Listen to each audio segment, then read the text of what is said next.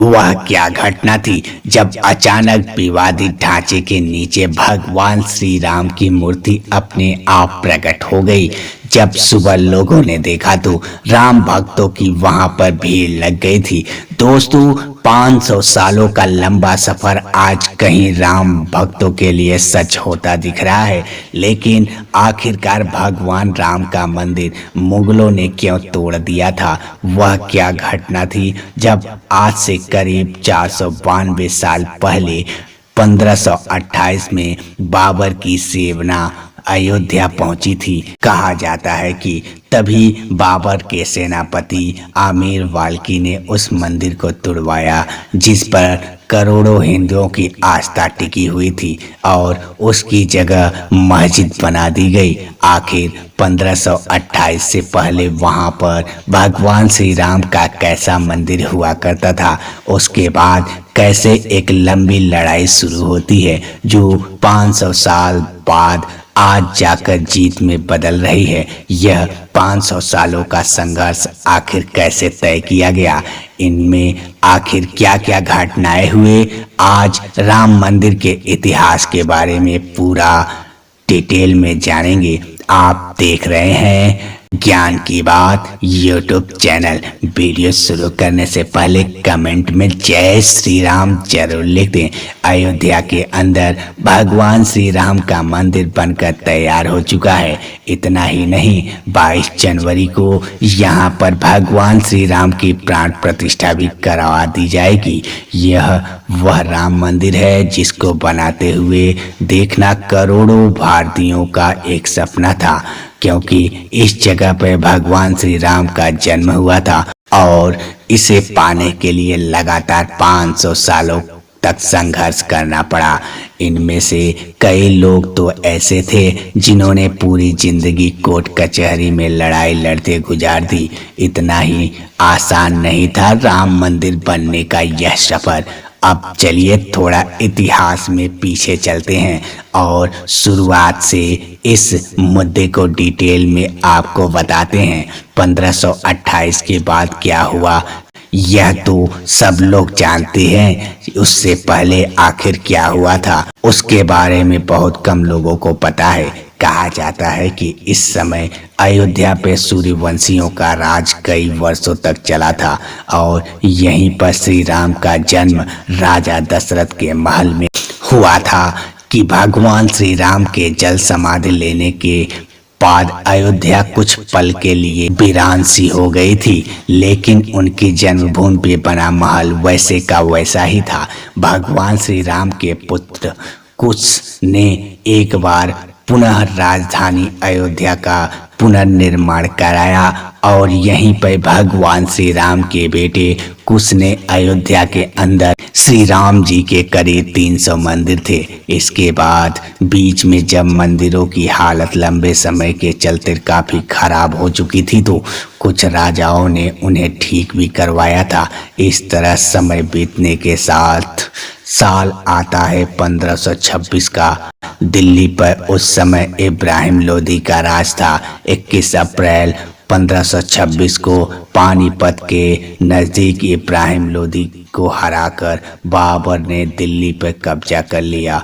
उसके कुछ समय बाद 1528 में बाबर की सेना अयोध्या पहुंचती है और ऐसा बताया जाता है कि बाबर का एक सेनापति था आमिर वाकी, जिसे भगवान श्री राम के मंदिर को तोड़वाकर ध्वस्त कर दिया और उसकी जगह एक मस्जिद को बना दिया गया जिसे बाद में बाबरी मस्जिद कहा गया।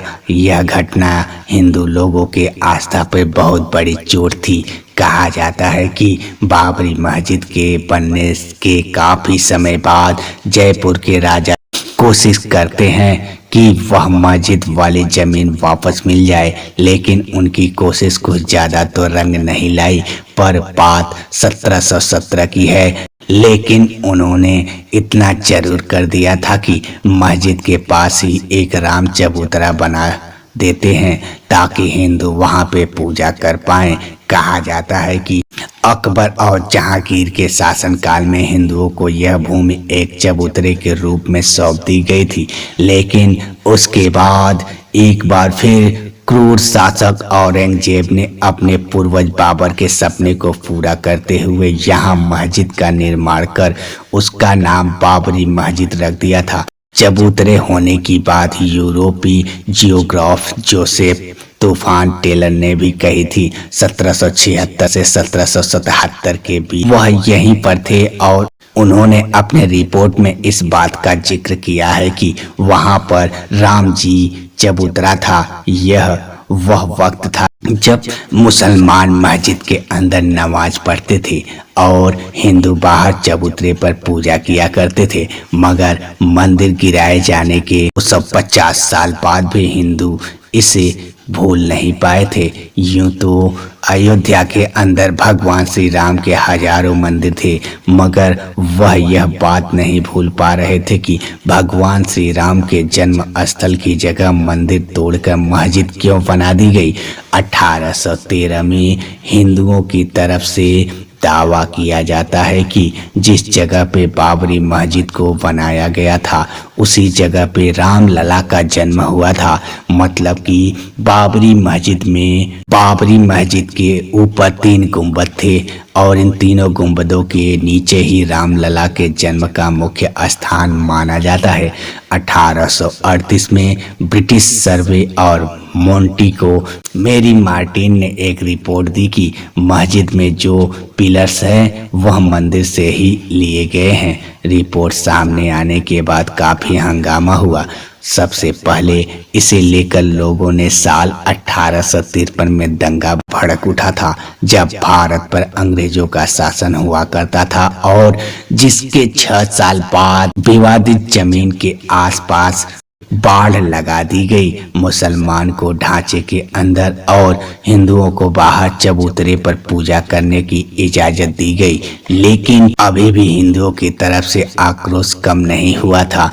और फिर आता है साल 1885 का और यह मामला अदालत चला जाता है। निर्मोही अखाड़े के महंत रघुवर दास द्वारा चबूतरे पर मंदिर बनवाने की अदालत से मांग की गई, मगर वह भी खारिज हो गई। भले ही जैसे तैसे करके अंग्रेजों ने एक बार के लिए इस विवाद को शांत करा दिया, लेकिन कई सालों बीतने के बाद इसका असली विवाद शुरू हुआ।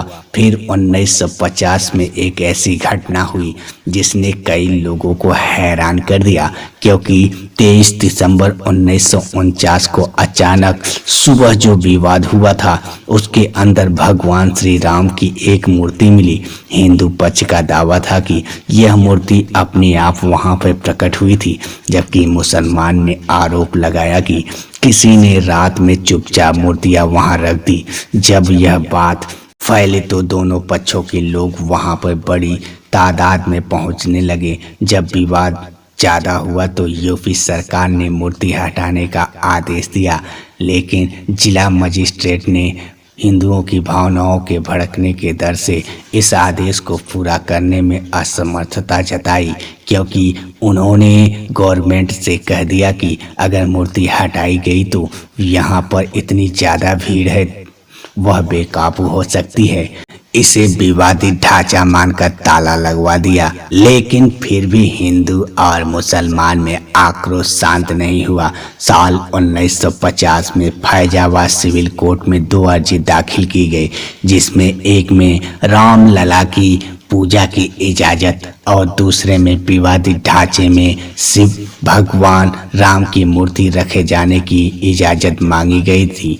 बाद में भी लंबे टाइम तक मुस्लिम पक्ष और हिंदू पक्ष दोनों की तरफ से लगातार अपनी कोशिश की गई। साल 1961 में सुन्नी वक्फ बोर्ड ने अर्जी दाखिल कर विवादित जगह से मूर्ति हटाने की मांग की। साल 1984 में विवादित ढांचे की जगह मंदिर बनाने के लिए 1984 में विश्व हिंदू परिषद में एक कमेटी गठित की गई और इसी के 2 साल बाद 1986 उस पांडे की याचिका फैजाबाद के जिला जज ने 1 फरवरी 1986 को हिंदुओं को पूजा करने की इजाज़त देते हुए ढांचे से ताला हटाने का आदेश दिया।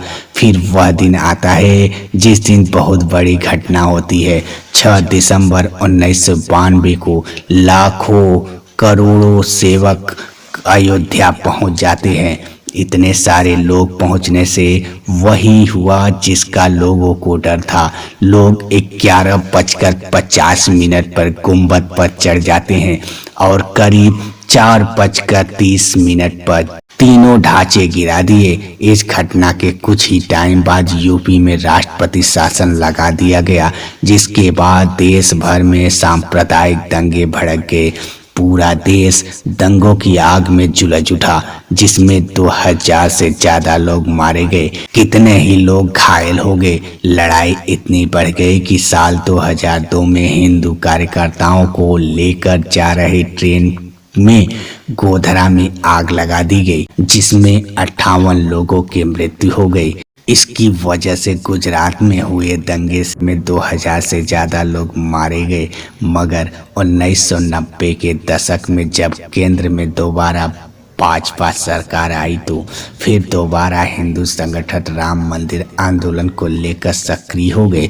फिर देश में चल रहे सभी मामलों को एक जगह लाया गया।